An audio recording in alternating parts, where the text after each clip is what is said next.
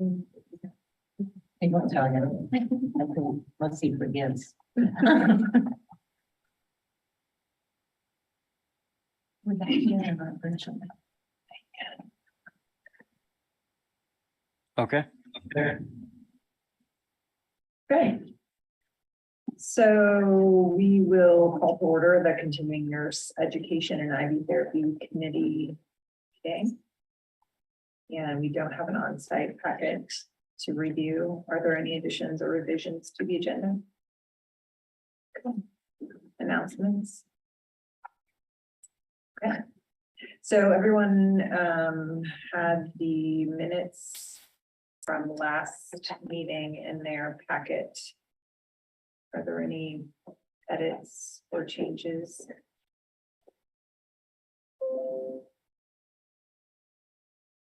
Would anyone like to make a motion to approve?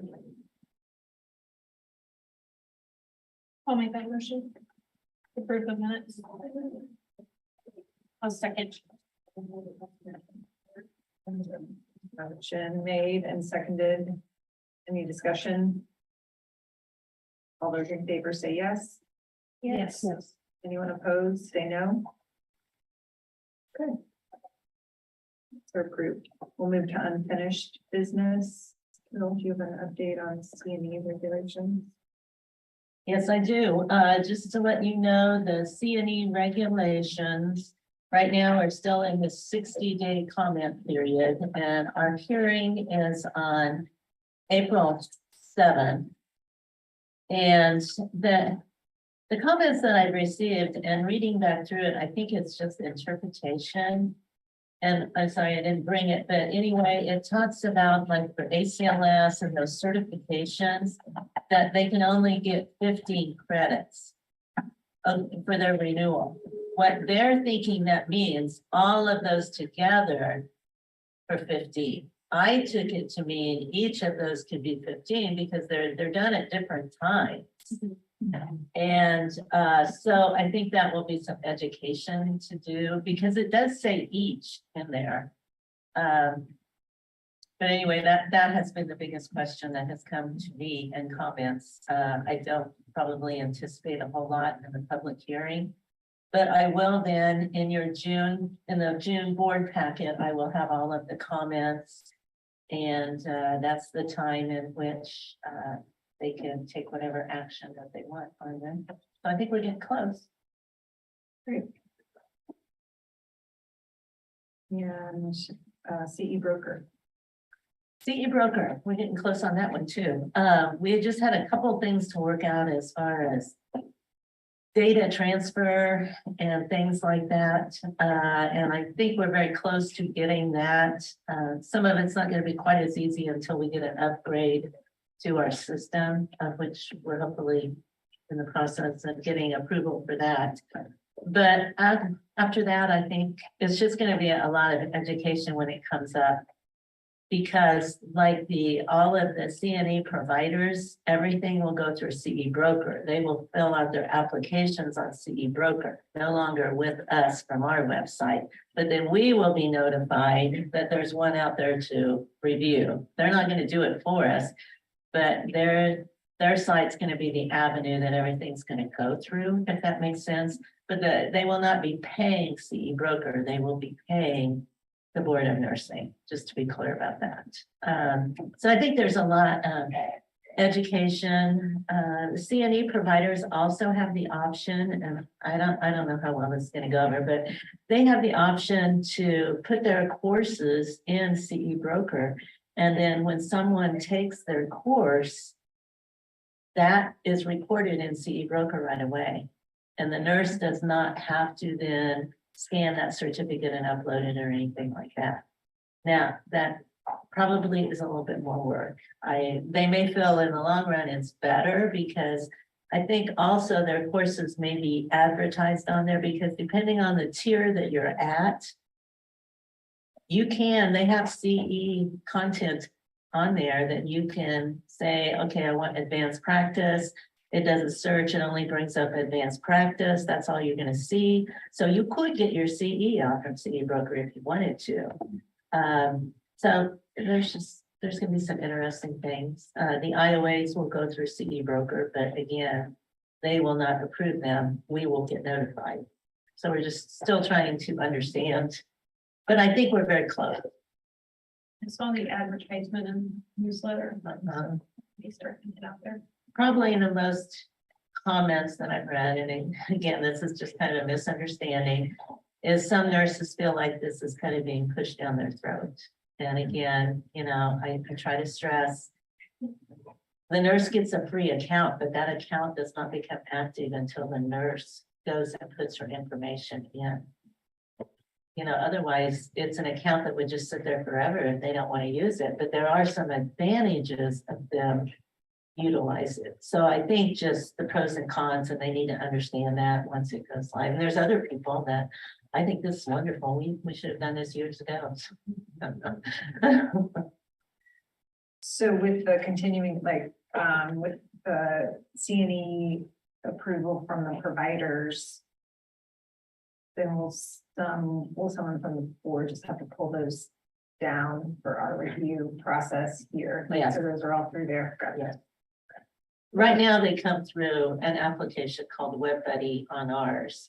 And Michelle gets notified and then she prints them off and gives them to me. So there will be an automatic email that comes from us, and then we can go into CE broker and see them and approve them and stuff like that. Because we'll have a dashboard and everything from the Board of Nursing's aspect that will look a little bit different than the licensee. So that we can get some data off of it, and, you know, like CNE audits or anything along that line. They can help us with that. So I think there's a lot of potential, a lot of growth there on our part once we kind of understand it a little bit better.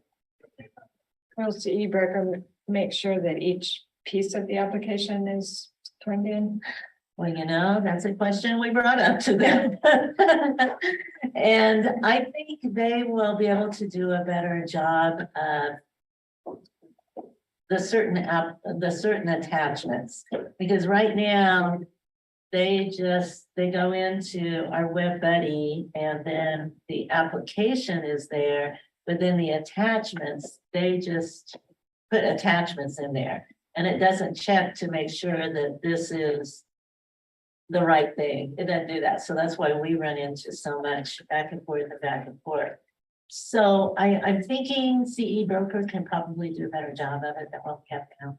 Maybe limit it, because I find a lot of the attachments are not needed. Yes, And so, I mean, I appreciate them sharing some things once in a while, but it becomes very overwhelming to try to pack a lot of stuff.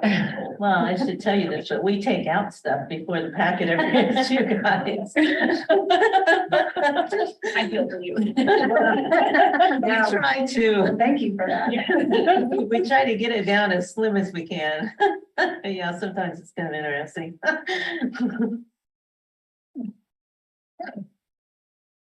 Thank you. Any other questions?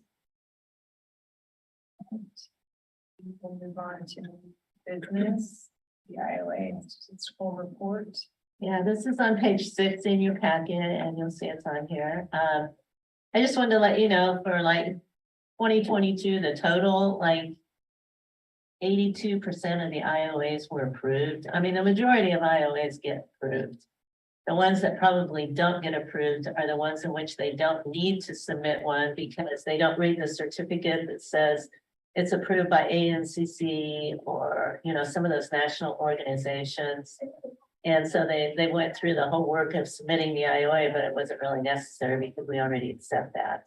The majority of them are college courses, and those are pretty easy because they just attach the transcript, and there's still a few that don't get us everything we need, and I'm not sure. Hopefully maybe that will improve once it goes to CE broker. But they seem very complimentary, very happy because it's a fast turnaround time on our part, which is kind of helpful for the ones who wait till the last minute.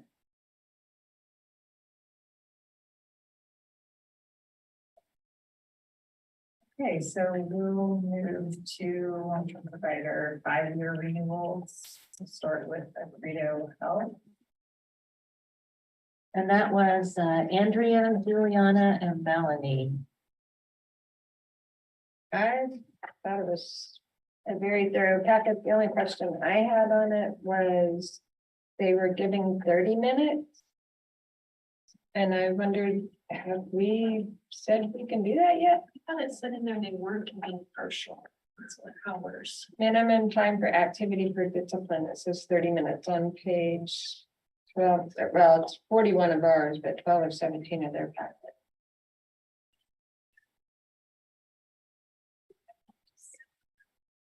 One of their policies said they weren't being partial. Will you read that statement again? It says minimum time for activity per discipline. Pharmacist and pharmacy technician was 15 minutes, nurse was 30 minutes, and case manager 30 minutes. But yeah, on page, It doesn't really match their yeah. Yeah, it contact doesn't match hours the policy. layout. Like, because it doesn't say what they would get. And the for that contact time. hours before that, Mhm. it doesn't say that, but when you read further into it, Oh, I see where they're choosing.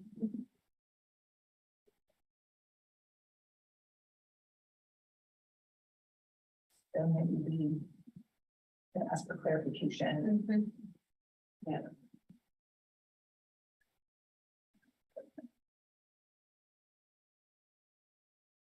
I knew we had talked about,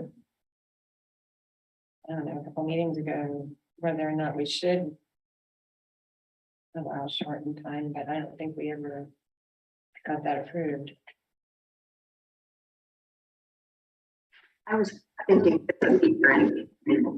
I was thinking last meeting, we did read the regulation and that 30 minutes was okay. Was that right, Carol? It seemed like we talked about that. I don't know off the top of my head, but let me see. That was a quarter ago.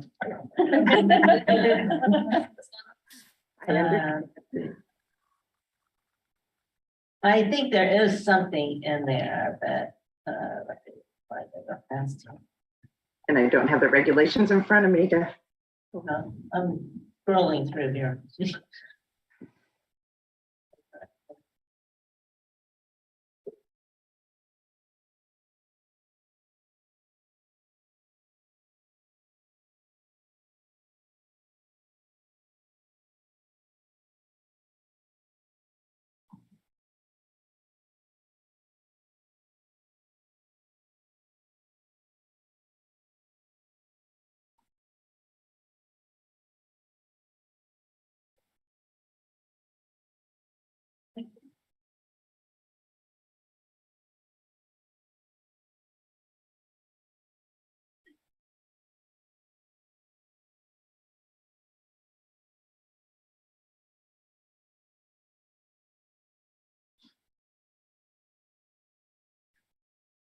Sorry, it's come to our attention that we need to bookmark this practice. I'm sorry. Okay, I think I'm finally getting here. Let's see.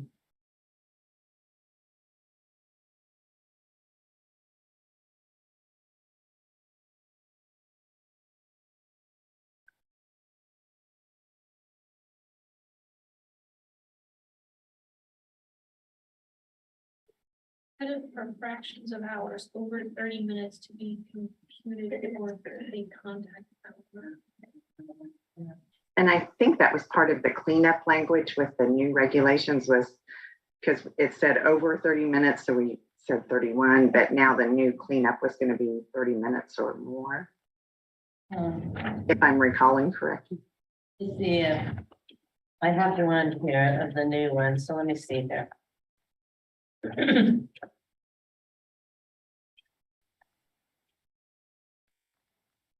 What it says, the new one, it says fractions of hours, 30 minutes or greater to be computed for the contact hour.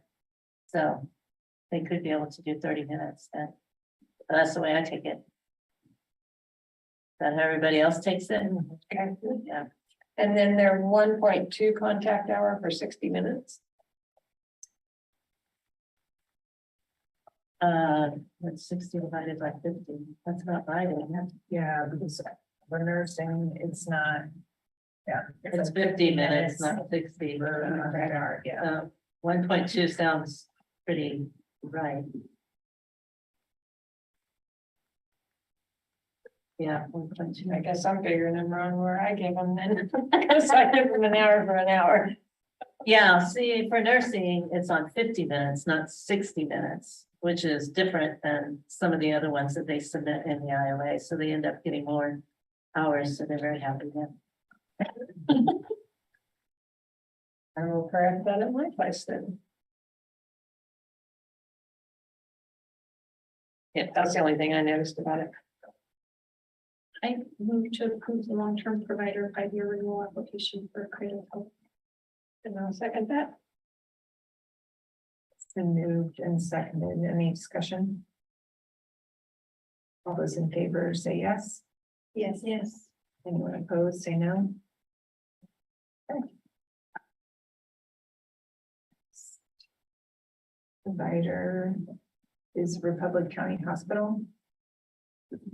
And the reviewers for this are Lori, Giovanni, and Karen.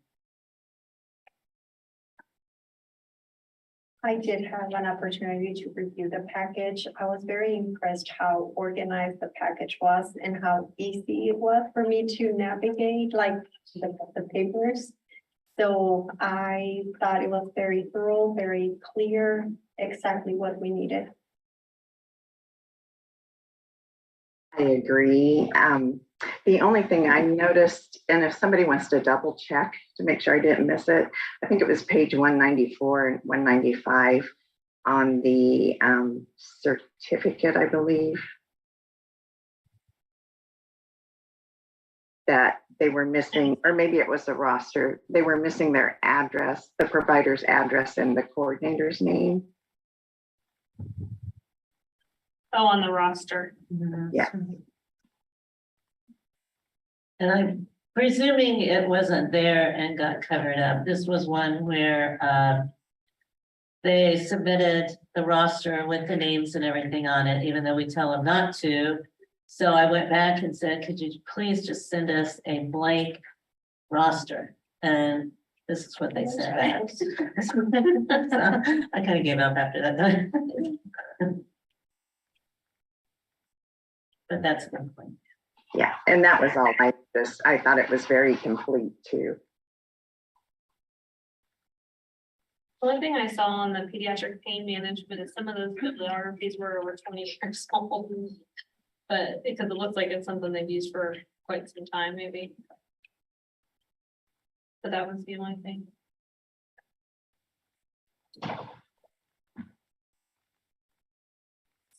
So do you want to add that as a comment? As we have. On the others, just update that. Yeah. And do we also need to put a reminder that the address of the provider needs to be added to the roster? Looks like the other information is there, but the address is not. It's on my motion. I make the motion that we approve. The provider. What is the name? Republic, Republic. yeah, I'm trying to Republic say- County Hospital. Republic County Hospital. And I can do that motion later. Yeah. Mhm. This is, With the- I'll with second. With the, For the updated bibliography and the address on the roster. Yes. And Karen, did I hear you second that? Yes. Thank you. And moved and seconded. Any discussion? All those in favor say yes. Yes, yes. Opposed, say no. Motion passes. Okay. Next, for initial applications, we have Kansas Heart Hospital. That was one of the reviewers. That was Andrea, Juliana, and Melanie. Again, I think the bibliography is outdated. Michelle, Carol, you all pointed that out too. I also noted that. That was my only note. I would agree with those. I at first didn't notice what office it was in, but then I read back through it and found that they have a staff education in the quality assurance office, so. Took a second read through to find that.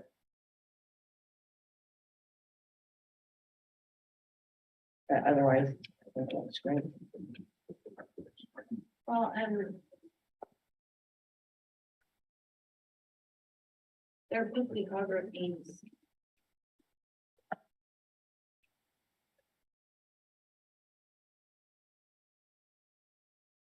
None that was, so there's some that I don't know if there are updated versions of, so I can see why they're using those outdated ones, but yet, or I shouldn't say outdated, I just don't know that there are updated versions, but they do have a couple on there that could be updated, so maybe just a reminder to see.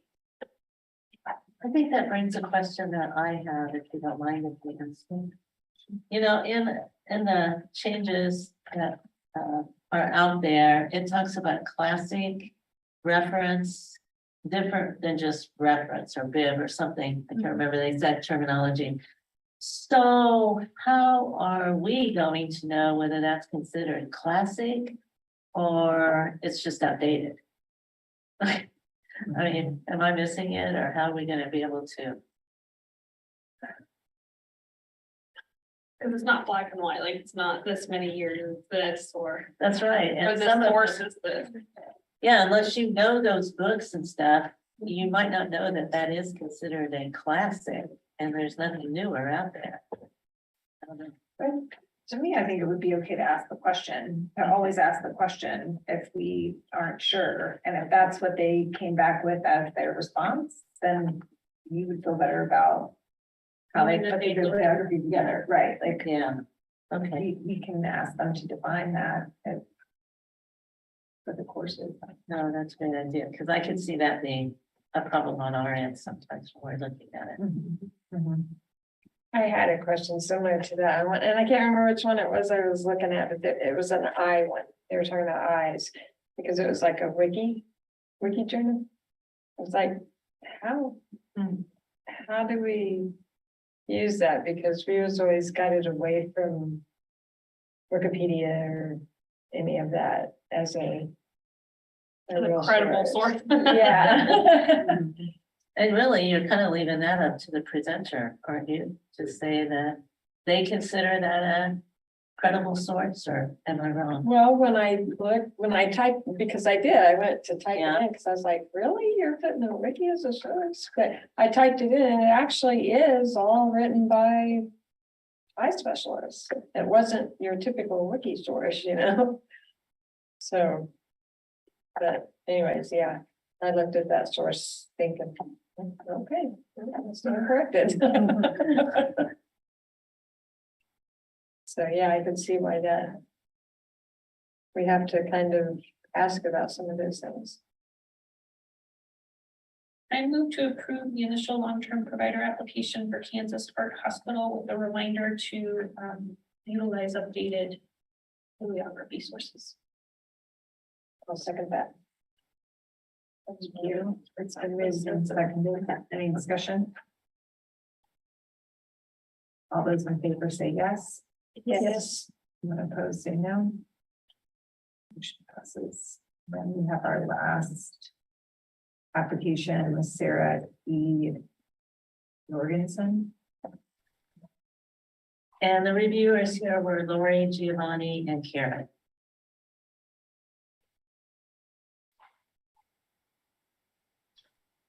I noticed just a few things. This is Karen.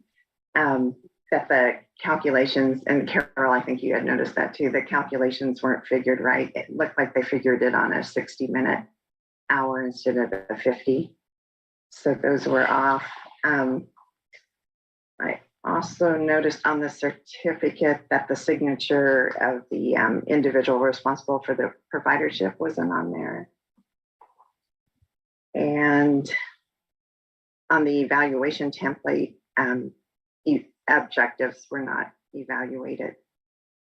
And then in their policies, they have the provider statement correct with APRN, RN, LPN, but on their brochure samples, they have the old statement with RN, LPN, LMHT. And that's all I had.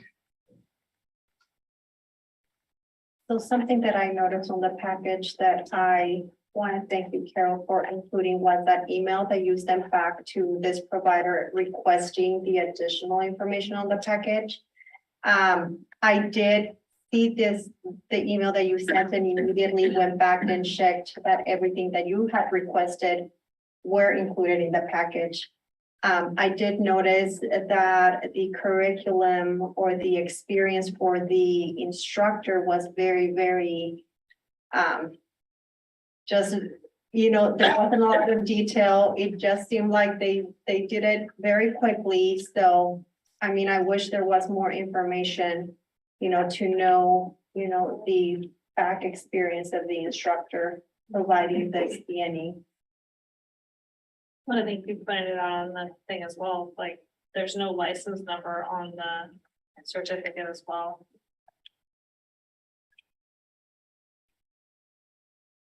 Wait a minute, we're gonna send this one back. I would say yes. Okay, so we'll send this back for those corrections and additional information. And review again and resubmit it.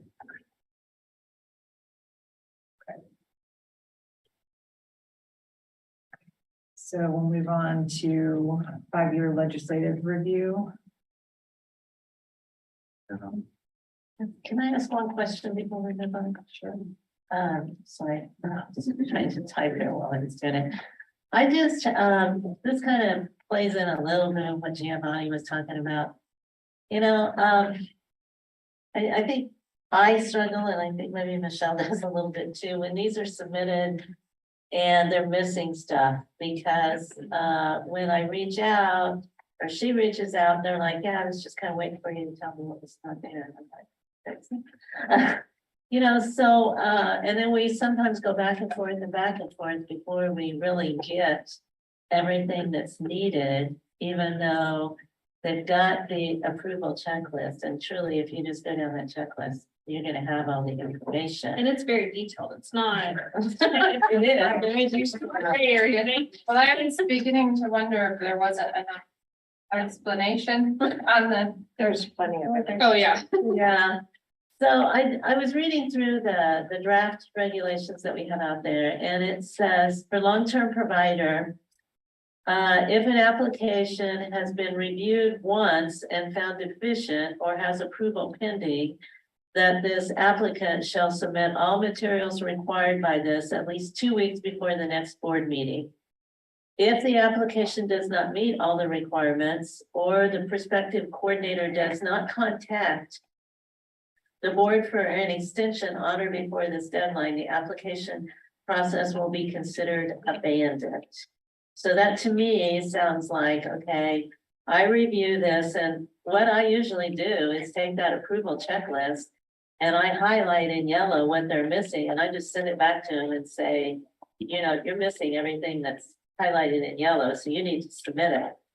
So it sounds like now I need to give them the 2-week date before the next board meeting, but then do you take that to mean that would be the only time I reach out and tell them that I need it? I would say yes. Yeah, I almost think just send a copy of that statute right there and put the date your date is.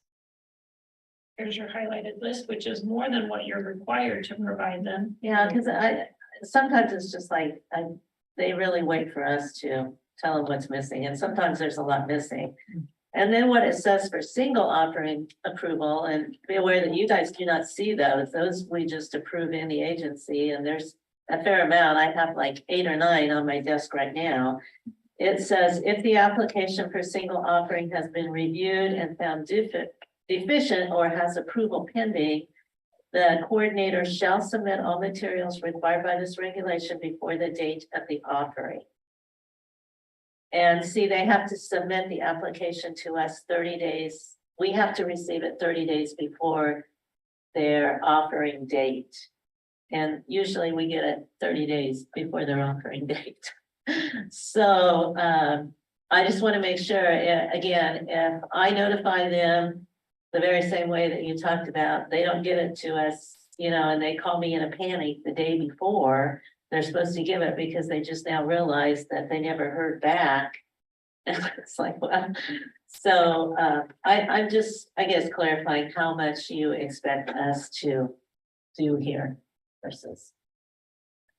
I think exactly what it says right there. Yeah. You know, I feel like that's what they're in place for. So, that's the expectation. Okay, They should be checking, I mean, it's on them to check and be sure that it's approved for those hours. yeah, That would be my expectation of myself. but you would be surprised at the number of calls we get at the last minute. You know, I haven't heard back from you guys, and it's like, well, it's laying on my desk because I'm missing something, or you haven't made the payment, and I'm not gonna give you the approval until we receive the payment. And that's just like, yeah, it's easy enough. And at that point, you know, they're like, well, what can I do? And I'm like, well, if you go on and do the program, you're gonna have to have them submit an IOA. And they won't probably be happy with it. Yes. Okay, thank you. That was just a question I had for clarification. I'm your legislative review. Yes. These have to be looked at within 2023, so you can either do it today or some other time. These are both. This one's a statute, but it does have in here about providers of continuing nursing education. You know, the top part is nursing programs, but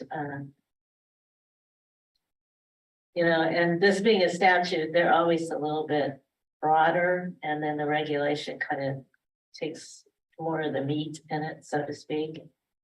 So that's why you see this is probably pretty broad.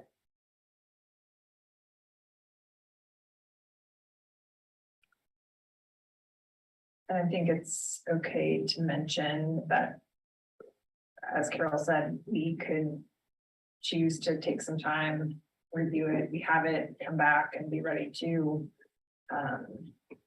make a motion at the June meeting. If that's what folks would like to do. I think that's perfect. Okay.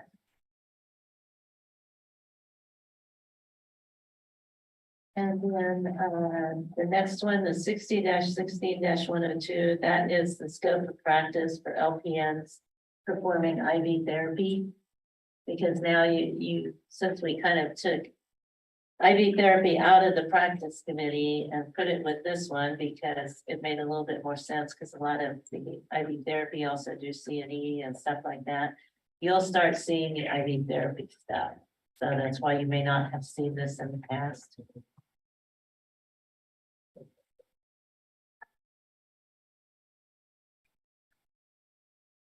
I have one question on this one, and it comes from my CNO to get input. The, under the licensed practical nurse shall not perform. It says blood and blood products, including albumin. Which we all agree, I assume we all agree on that. But can they monitor the patient after the RN starts it? I've always been told no, or more I've worked. Well, that's what I thought too, but then you go down to the bottom and it says that the regulation can limit the scope of practice for the nurse only with respect to the IV fluid therapy, and it shall not restrict their ability to care for the patient receiving the therapy. So that's where discussions have come at our hospital. So can they monitor the patient after the RN starts it? Can they go in and take the vitals and reassess them? So to me, that's where delegation and knowing your scope of practice, and if the RN has monitored, I think each scenario is just a little bit different, and that RN has to be comfortable with the delegation. Can they go in and collect the data and to know those facts and know what to report back to the RN? But the RN is in Ultimately charge responsible. and responsible for that blood administration, which incorporates the monitoring up.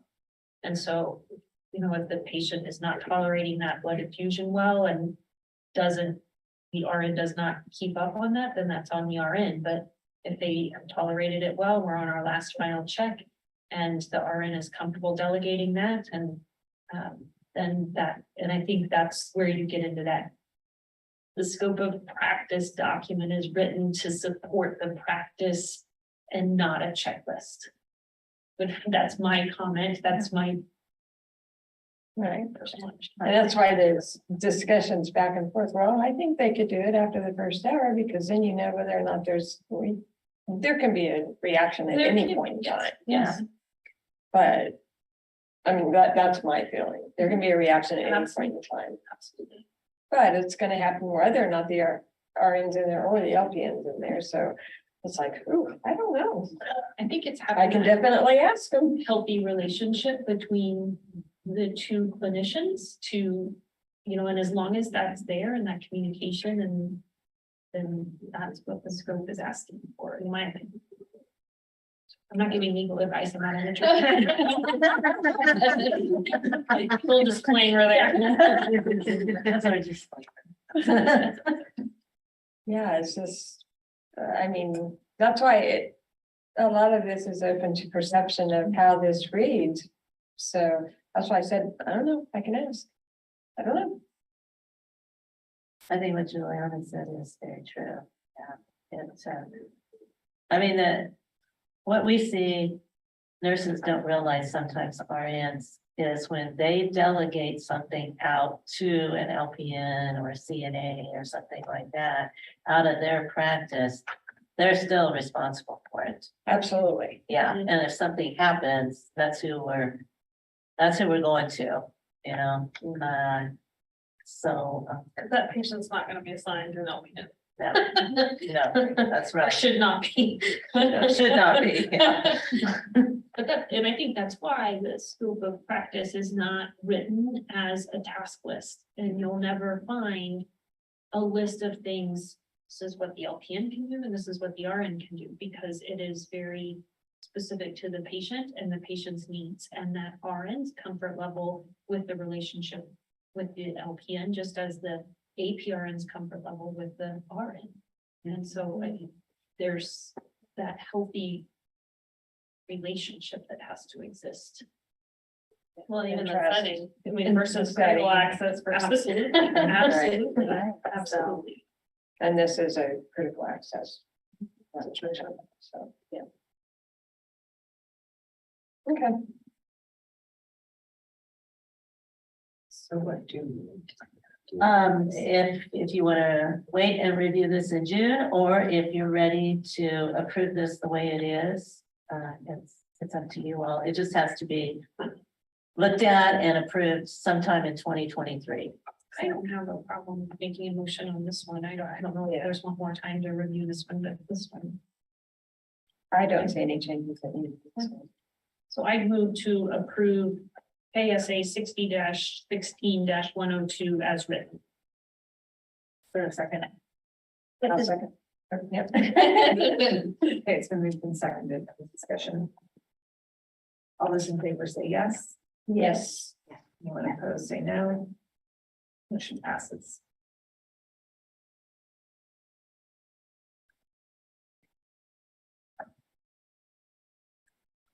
So agenda items for the June committee meeting. We'll review 65-1119. We would be due for just another update on CE broker.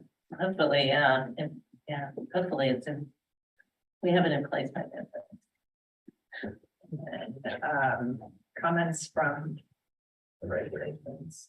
Yes, I can overview those. Typically, those just go to the board, but I think it'd be great to report back to the committee.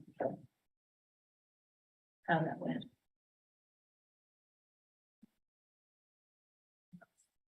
I'm sure we'll probably have some applications. I don't know what time we have.